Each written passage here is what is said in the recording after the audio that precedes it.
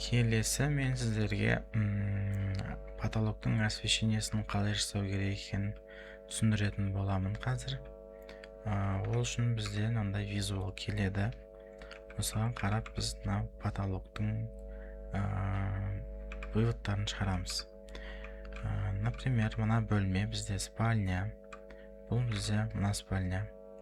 Осы жерге енді люстра, трек-линия, парящий, не бар қараймыз. Мына бетте парящий, басқа ештеңе жоқ сияқты. Осыларды қазір қоямыз. Қалай қоямыз? Мына жерде еще подвесной светильник бар. Енді ол үшін мына бізде источник света деген инструмент бар. Соған кіреміз. Оның слойы по умолчанию электрооборудование деп тұрады. Тек осы слойды біз ашып көрсетеміз. Электрооборудование деп ашып көрсетеміз. Және Ctrl-L-ді басып создать слой деп размеры освещений деп жазып окей дейміз. Менде бұл слой бар, мен оны создать етпеймін. Енді слойға кіріп параметрына кіреміз да, бізде мына жақта әртүрлі источник светалар бар. Соның ішінен бізге қазір люстра керек. Люстраның отображение в планесіне кіріп цветін өзгертеміз. Сөйтіп классификациясына кіріп, мына жерде сіздерде мынандай болып тұрады басында. По умолчанию деп мынандай болып тұрады. Мына жерге ешнәрсе жазылмайды. Оны біз специальное значение деп мына жерге люстра деп жазамыз. Бұл не үшін? Ертең спецификация шығарған кезде люстра екенін, қанша санын санап беру үшін жазамыз. Окей дейміз да. Люстраны примерно ортаға қоя тұрайық. Енді ол люстра бізде мына екі кроваттың ортасында тұр, және бөлменің ортасында тұр. Оны қалай қоямыз? Люстраны таңдаймыз. Бөлменің шетіне алып келеміз. Келесі шетіне шейін алып келеміз. Сөйтеміз да қанша? 4444. Оны өзіміз екіге бөлсек болады. Егер қиын сан болатын болса, осы тұрған жерінде клавиатурада 2 бөлу дегенді басып Enter бассақ, өзі ортасына қойып береді. Және мына екі кроваттың ортасына қоямыз. Shift басып тұрып, кроваттың тұсына алып келем. 500 екен, яғни бұл жерде біз үстіге қарай 250 жылсақ, екі кроваттың ортасында тұра қалады. Сосын бізде парящий бар. Парящийді қалай қоямыз? Мына жерде инструмент spline деген таңдаймыз. Оның слойын өзгертеміз. Электрооборудование деп цветін қызыл қыламыз. Сплошной. Точка керек. Точкасының түсі қызыл. Және мына бұрыштан шығарып сызамыз. Бүйтіп елелең етіп тұрып, онша емес болып қалып, басынан сызайық. Енді әдем болды. Домалағын сәл үлкейтейік. Ұзатсақ болады. Осыған вынска жазамыз қазір. Мебельді ашып тұрған себебім, мынандай шкафтарды ескеруіміз керек. Мысалға спот бірдеңелер шкафтан қашып тұрады. Оның бәрін қазір көрсетем. Енді мына выводқа біз қазір вынска жазамыз. Вынсканың слойында электрооборудованияға көшіреміз. Сөйтіп, ол бізде текст автотекстте тұрады. Қоямыз. Түр қандай? Түрі мынандай екен. В принципе, болады. Сөйтіп әкеп қоямыз да, стрелкасын мынандай стрелка қыламыз и жазамыз. Бұның фонын мен айтпақшы, фон қойып артын көк түс қыламын. Не үшін? Себебі кейін настенныймен жасаған кезде қайсы настенный, қайсы потолоктың екенін екі бөлек болып көрініп тұрады.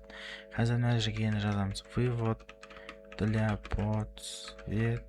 подсветки в потолке дейміз. Үстіп жазамыз. Сосын бізде трек-линия бар. Трек-линияны қалай қоямыз? Источник светаға кіреміз, параметрға кіреміз. Сөйтіп, мына жерде бізде потолокта осындай бізде свет бар. Осының параметрін қазір турлаймыз. Ол үшін мынаған кіреміз. Сосын мынаны параллельно дейміз. Сосын болады. Ұзындығын примерно 4060 деп жазасылайық. И ширинасы 50 болады даже. Және мына жерде люстра деп жазған жерге біз Oya sistema deb жазамыз да enter qo'yamiz. Endi bu bizden bo'ynandir 4000 sal ko'p bo'ladi ekan.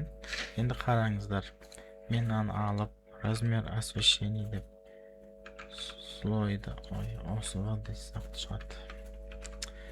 Размер освещения deb показать deb mana trackka sistemaga размер qo'ydim. 4000 deydi. Biroq men mana yoqqa yozgan кезде al 4060 deb yozdim. Nega? Sebebi buna model bizde точка привязкасынан 30 мм на жақтан 30 мм на жақтан шығып тұрады.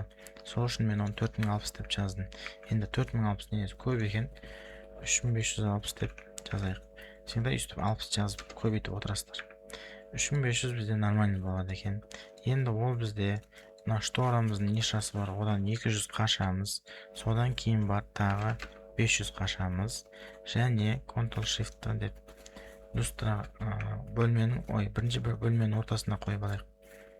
Бөлменің ортасына 2 бөл деп жазамыз да Ctrl Shift деп үсті-үстіне қойып, точкасынан басып, отзеркалить етіп, тура мына жерге қоя саламыз. Люстра мен арақаштық бірдей болып тұру үшін.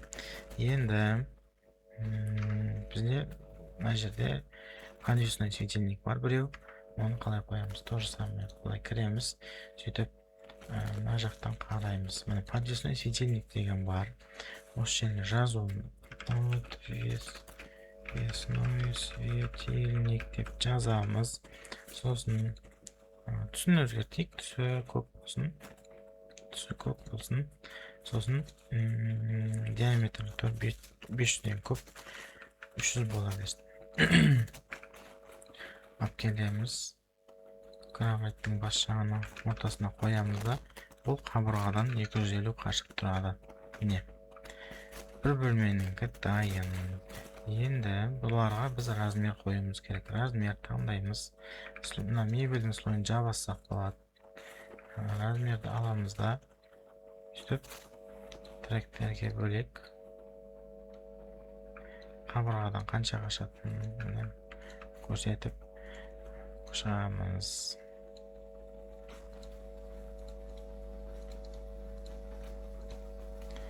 Және цветін қызыл қылып, люстраныкін всегда қызыл қылып жасаймыз.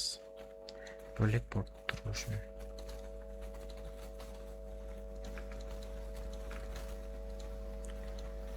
Егерде мысалға мына жерде ригель шығып тұрса, размерді ригельден береміз. Себебі потолоктың өлшеген кезде рулеткамен өлшесеңіз ригельден ұрылады. Сол үшін размердің бәрін ригельден береміз. Мындай размерлер бір-біріне киіліп қалмау керек.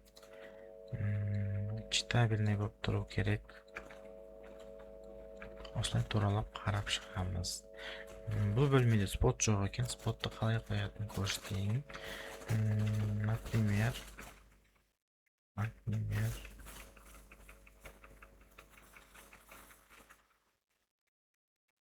мына жақта бар екен. Лестницаның үстінде. Люстра, спот, тройной спот. Және подсветка. Алып келеміз люстраны. Мынаның ортасында, мына жақтың ортасында. Тіпті бұл бар ғой, жалпы ригельдің ортасында емес, бұл пролеттің ортасында тұр. Пролет мына жерде. Осыдан мына жаққа дейін штор бар еще. Не қанша тұр? 2688, 2488 болса шторға дейін, и соның ортасы 1244. 1244. Міне осылай тұр люстра. Парящий бар, на парящийді алып келе саламыз. Ctrl Shift мына бұрышқа қоямыз, выноскасын былай жылжытамыз. Мынаны Ctrl R деп бұрамыз. Енді споттарды қоямыз. Споттыға жаңағы источник света кіреміз, параметр. Сөйтіп қайттан мына инструмент ішінде оның түрін стиль тип 5 деген таңдаймыз. Параллельно бізде үшеулік спот тұр. Параллельно мынаусын 180, мынаусын 90 деп жазамыз. Енді міне үшеу болды. мынаусы бізде 100, мынаусы 300 болсын. Мынаусы 100, мынаусы 300 болсын. Енді біз классификациясын жазамыз. Бұл жерден тройной спот деп жазудың керегі жоқ. Просто спот немесе вывод для спотов дейміз. Кейін дейміз да. Чтобы кейін бір вывод екенін түсіну үшін. Егер де мына жерде двойной спот болатын болса, двойной спот деп жазсақ болады. Немесе бір одинарный спот тұратын болса, одинарный спот деп жазсақ болады. Неге мен үйтіп жазбадым? Өйткені мына жерде тіпті үшеу емес, мына жерде төртеу екен ғой. Төртеулік споттар аз кездеседі. Сол үшін бір вывод тастаймыз. Ертең клиент өзі тауып жатса төртеу қояды, таппай жатса екеу қояды. Просто бұл жерде бір жерден, мына жерден бір штук деп, мына жерден бір штук деп споттың орындарын көрсетіп кетеміз ғой. Енді ол былай болады. Ол ригельден 500 қашады, былай қарай 500 қашады. Ctrl Shift мына жақтан бізде штор бар 200, сосын тағы 500 қашады. Ctrl Shift арасын өлшейміз. И негізі 2-ке бөліп қойсақ болады.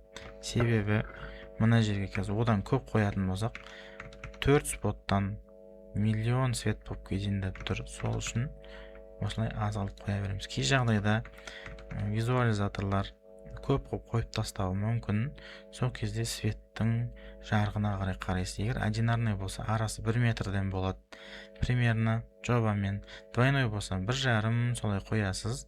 Ал егерде мынандай тройной болады, четверной болатын болса, онда аздау қоя беріңіздер. Себебі мына жер прожектор болып кетеді, врачтардың кабинеті болып кетеді.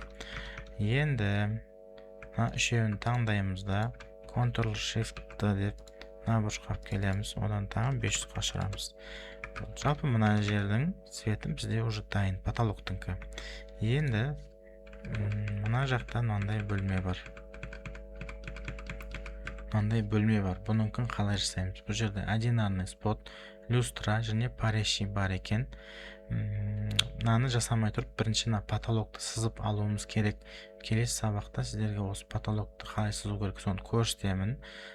Пока что примерно қойып берейін, но жалпы бірінші потолокты сызып алып, сосын барып люстраны споттарды қойғанымыз дұрыс болады. Себебі сіздер бассейннің өлшемдерін білмей жатып қойып қойсаңыз, люстраңыз оңға солға немесе споттарыңыз жылжып дұрыс емес тұрып қалуы мүмкін. Ескеретін жағдайлар. Енді мысалы мына жерде просто одинарный спот, подвесной светильник міне и люстра. Міне. Бұл бөлме бізде мына бөлме ғой. Енді болды, осы жерге люстраны алып келдік. Мебельді ашып аламыз. Так, осы бөлме ма, точно? Осы бөлме. Енді давайте бұны пока бітейік. Бұны жасамай тұрайық. Мен потолокты жасап көрсетейін. Содан кейін сол видеоның соңында осы потолокты көрсетіп жібере салам. Пока мына бөлмені жасай тұрайық. Мына бөлме. Бізде шкаф бар да потолка. Содан және шторға дейін ортасынан қоямыз. Штордан 200 қашамыз. Шкафқа дейін 3643 2-ке бөлеміз. Және мына жаққа дейін 2-ке бөлеміз. Қарайсыздар, егер мынау шкаф болып қалатын болса, бұл жерден мынау потолокқа жетпейді, онда қорқынышты емес. Бірақ егер де мынау потолокқа дейін болып, мынау шкаф болып қалатын болса, онда мынадан да қашасыздар. Мынау енді пока осылай тұра берсін. Бізде былайнан мына жақта трек линия, мына жерде световая линия дейді. Гипсокартоннан жасайды. И болды, спот жоқ екен. Енді оны қалай жасаймыз? Трек линияны мына жақтан алып келесек болады. Трек линиямыздың өлшемі примерно келіп тұр. Сәл кішірейтсек болады екен. Негізі 3560 емес 3060. Трек линияны кескен кезде негізі жарты метрден кесілетін болып шығады. Негізі жарты метрден кесілетін қойсаңыздар, электриктер сіздерге үлкен алғысын айтады. Егер де болмай жатса, болады енді 3260 деген сияқты жазуға. На крайний случай, егер ыңғайы келіп тұрса, осындай жарты метрден ровный сандарға бөлуге тырысыңыздар. Сөйтіп, ол мына жерден жаңағы мына жерде кішкентай полка бар екен, 500, одан тағы 500 қашады. Енді мына жерден цветовая линия бар. Оны қалай жасаймыз? Оны просто штриховкамен жасай салсақ болады. Штриховканы таңдап, слойын электрооборудованияға көшіреміз. Мына жақтан образец штриховки фон болады. Түсін, например, оранжевый қыламыз да. Қараймыз, қаншаны өлшем? Примерно 400-ге 30 мм. 430-ға 400 мм. Мына размерін қалай жазып жатырмын? Бірінші размер бізде 30, тапты бассаңыз екінші размерге көшеді. 400 дейміз міне. Енді осыны біз переместить деп алып келеміз. Мына жақтан 500 қашамыз. Шкафтан именно мына жағынан қараймыз қандай. Примерно 600 сондай қашып тұр екен. 600. Енді сөйтіп мынаны да то же самое арасын ашып 1200 деп қояйық. Даже 1200 емес, бері қарай 200 тартайық, 1000 болады арасы. Осыны Ctrl-Shift деп үстісіне қойып, мына люстрадан отзеркалить ете саламыз. Дайын, бізде еще мына жақта пареші бар екен. Қарайсыздар, егер де мысалға пареші мына жерде бар, шторда жоқ, және мына қабырғада бар болатын болса, онда мына бұрыштан біреу, және мына бұрыштан біреу вывод тастайсыздар. Егер бөлек-бөлек болып үзіліп қалса. Менде мысалға мынандай Г-образный болып тұр екен, сондықтан мына бұрыштан бір ғана вывод жетеді. Мынаны алып келеміз, Ctrl-Shift деп мына жақ қоямыз да, Ctrl-R деп бұрып былай қоямыз.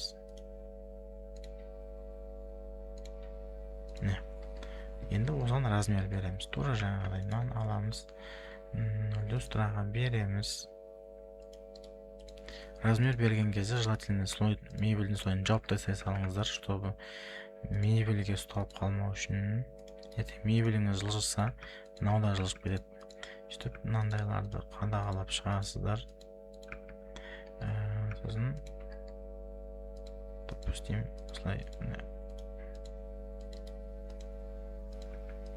размер бересіздер.